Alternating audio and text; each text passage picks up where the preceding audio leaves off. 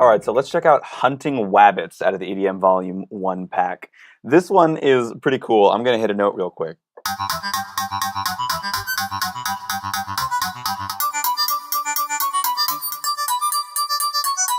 So the whole thing is this really cool sequence.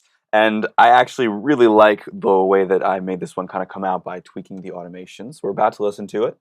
And let's listen to it right now.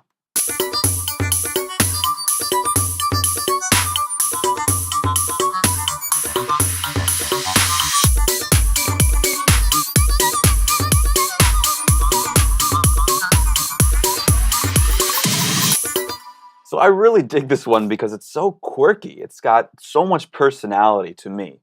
So let's see the MIDI that I used. So it looks like, I believe, primarily octaves. So we're D, D, D, D, D, D, D. So this whole thing is just D notes.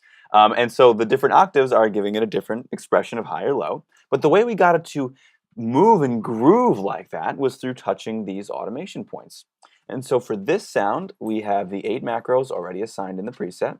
We have vibrato, delay, reverb, FM, pattern, phase, crush, and mix. And let's see the ones that I touched for this. First one, FM, vibrato, delay, reverb, the pattern, and the mix. So let's see one at a time what these are doing to the sound. First, let's check out the FM.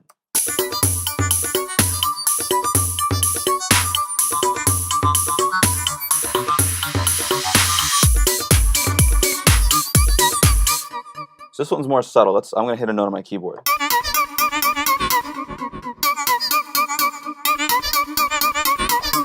So we can hear clearly, though, that there is a new quality being introduced when it's up or down. So it seems that what I did here was leave it very clean, leave it off, and then as we progress towards the end, just introduce a little bit more of it there.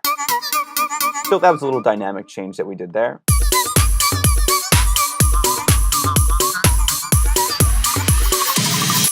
So it's subtle, but I like subtle. That's what makes the difference. So let's check out the vibrato. This one's cool. I'm pretty sure this is what is making us wobble so hard at the end here. Let's check it out. Yes, definitely. So I really like that. I really like the way this vibrato feels.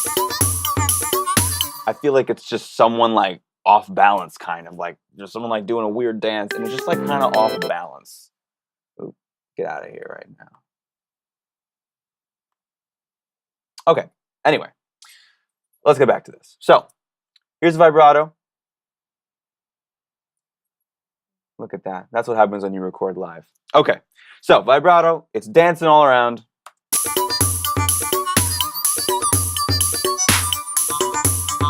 And so we have at the end here, I introduced that. So the first time, it's a little bit more straight ahead, even though the whole sound is grooving all over. But at the end, the second half, that's when we're really wobbling.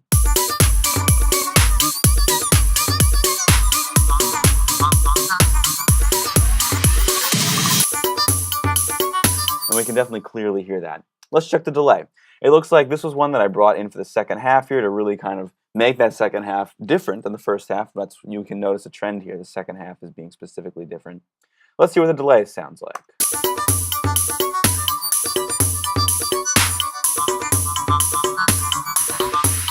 Nice. It's got a really nice atmosphere to it.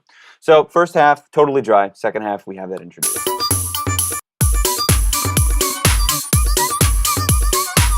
There it is. We can hear it. Oh, I won't talk over it this time. Hold on.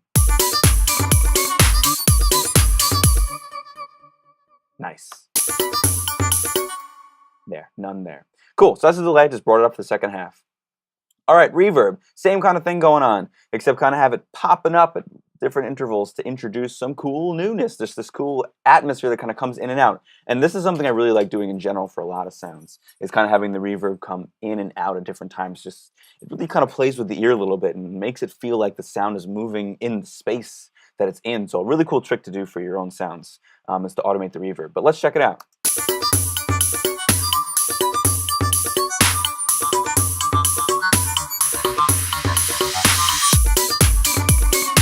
There it was, we heard it right there, but let's turn it up.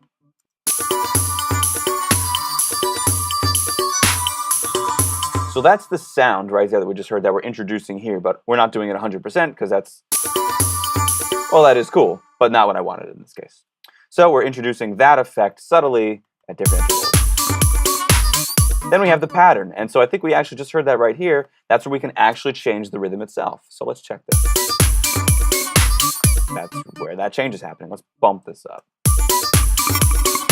Oh yeah, let's hear that bad boy. Let's make this even more. Oh, cool. So it's totally mangled and different. So let's play with that just a little bit. Let's hear that one more time.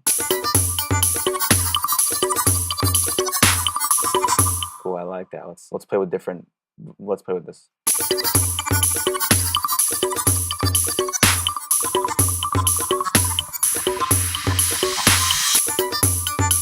This whole sound to me feels like it's an animal. I think that's why I like it so much. Hunting Wabbits, so maybe appropriately named.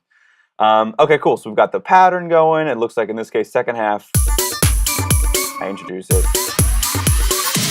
And that's why at the end it changes so much. And then we have the mix going on here. So, oh, my dog wants to play. I'll play with you later. Man, we're getting all the distractions today. Okay, so let's finish this. We're on the last parameter here, the mix. So let's check it out and see what this does. Let's bring it down the first half, see what's up.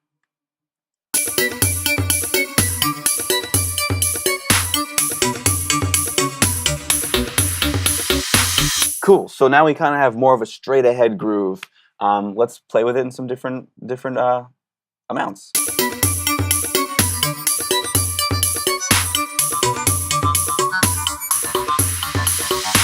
So we can kind of share that groove back and forth and see which is one we like more.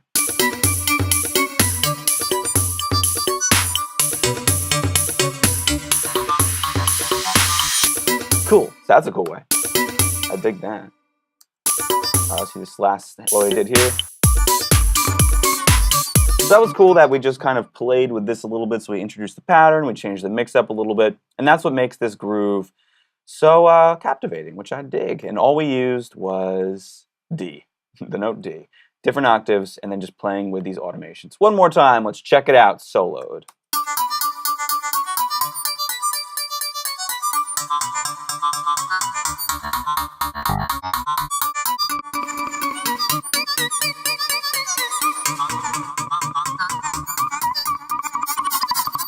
Cool. So there we go. That is how I used Hunting Wabbits from the EDM Volume 1 pack. Had a blast with it. I hope you do too.